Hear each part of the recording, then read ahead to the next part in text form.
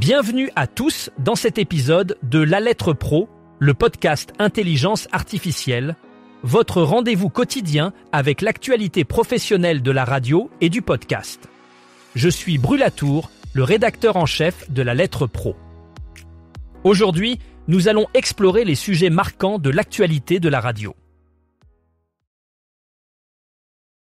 Avant sa participation au Paris Radio Show la semaine prochaine, le DJ et producteur Joachim Garraud est à l'honneur sur FG. Ce soir à 17h, il sera l'invité d'Antoine Baduel dans l'émission Happy Hour FG. Joachim Garraud présentera cette semaine le 999e et dernier numéro de son émission hebdomadaire Zemix. Diffusé ce jeudi à minuit sur FG, depuis 20 ans, il partage ses sélections et fait découvrir des nouveautés à travers ce programme. Pour marquer cet anniversaire, il se produira ce samedi 25 janvier au Rivers King à Paris, en partenariat avec Radio FG. De plus, le mardi 29 janvier, au Paris Radio Show, Joachim Garraud et Antoine Baduel participeront à une rencontre dans le studio 360 degrés où ils échangeront sur leur parcours, la vision future des formats audio et les innovations qui transforment l'interaction avec le public. En Belgique, le Conseil supérieur de l'audiovisuel a publié son rapport pour l'année 2023 sur le pluralisme des médias, basé sur l'outil Media Pluralism Monitor. Les résultats sont généralement positifs, mais le rapport met en lumière deux axes d'analyse qui nécessitent une attention particulière, le pluralisme de marché et l'inclusion sociale. Ces deux aspects présentent des risques moyens qui doivent être surveillés de près pour maintenir un paysage médiatique diversifié et inclusif. Le rapport souligne l'importance de ces enjeux dans un contexte où la concentration des médias et l'accès équitable à l'information restent des préoccupations majeures.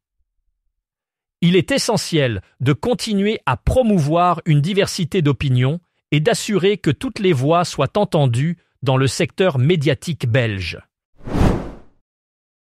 Skyrock a repris la tête des radios musicales en Île-de-France, selon l'étude Médiamétrie pour novembre-décembre 2024.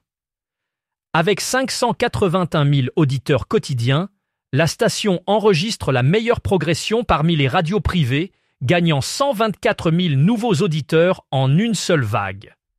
Skyrock s'impose également comme la première radio des 13-34 ans et la première radio privée des 13-59 ans.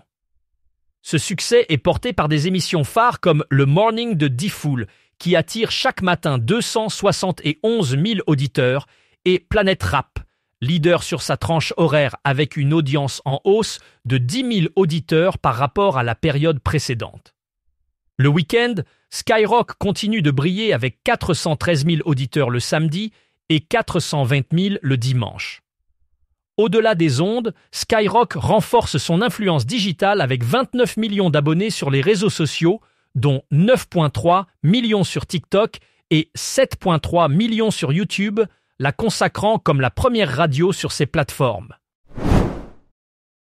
Le Syndicat national des radios libres, connu sous le nom de SNRL, a récemment annoncé le renouvellement de son bureau exécutif.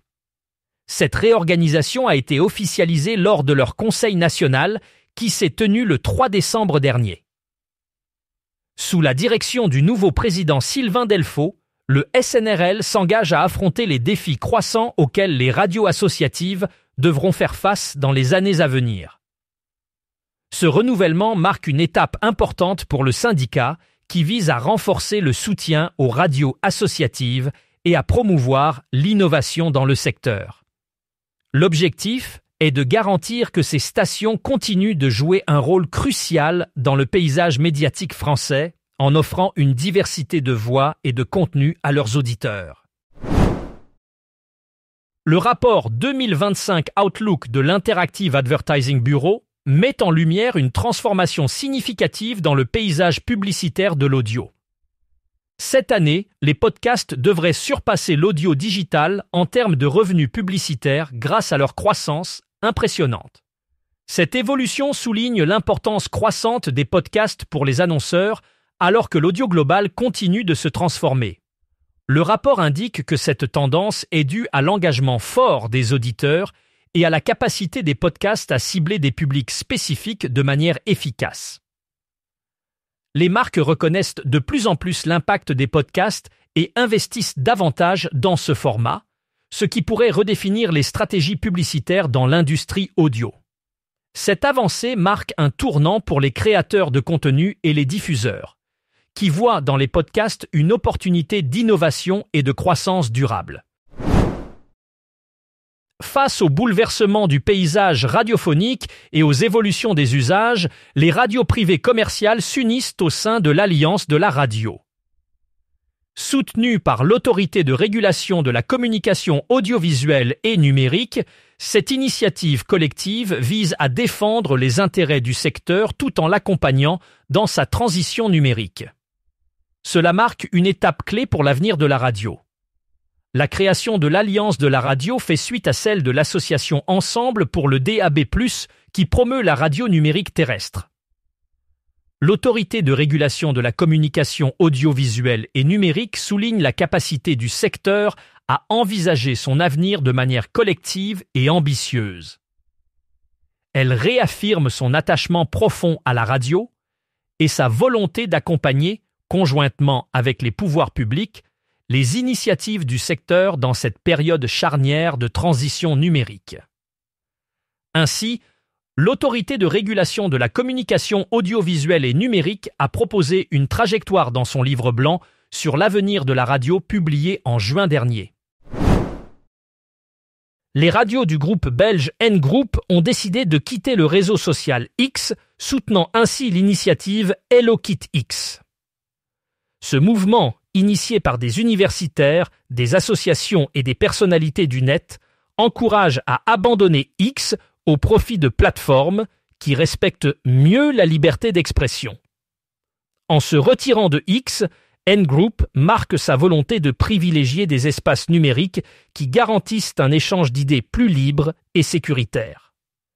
Cette décision s'inscrit dans un contexte de préoccupation croissante concernant la modération et la gouvernance des contenus sur les réseaux sociaux.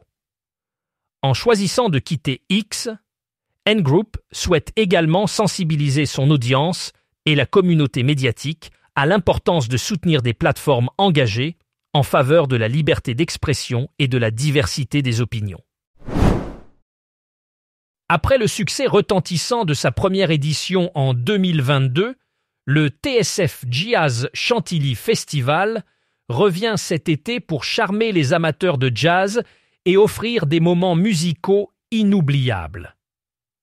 Organisé par TSF Jazz et Live Nation, en collaboration avec Montuno, cet événement se déroulera dans le cadre enchanteur des jardins du château de Chantilly.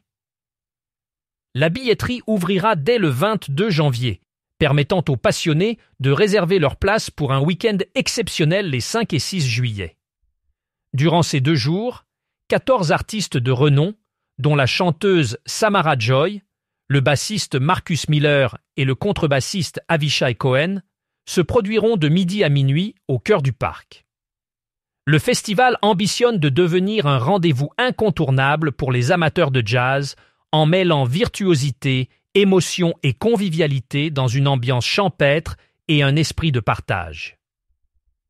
Ce sera une invitation à la découverte et à l'évasion dans l'un des plus beaux sites historiques de France.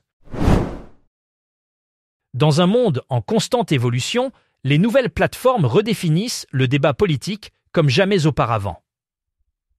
La récente élection présidentielle américaine de 2024 a été marquée par un changement notable dans la manière dont les citoyens s'informent et échangent sur les sujets politiques.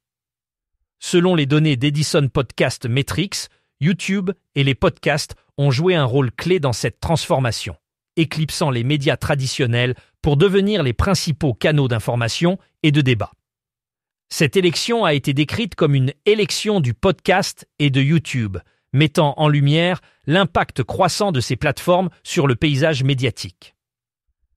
La capacité de ces nouveaux médias à attirer une audience engagée et à offrir des espaces de discussion plus interactifs a changé la donne, soulignant l'importance de ces outils dans la diffusion de l'information politique et le façonnement de l'opinion publique. Voilà qui conclut notre épisode d'aujourd'hui. Pour en savoir plus sur ces sujets et bien d'autres, rendez-vous sur notre site lalettre.pro. Pensez également à vous abonner à notre newsletter quotidienne pour ne rien manquer de l'actualité professionnelle de la radio et du podcast. Merci de nous avoir écoutés et à demain pour un nouvel épisode de La Lettre Pro, le podcast Intelligence Artificielle.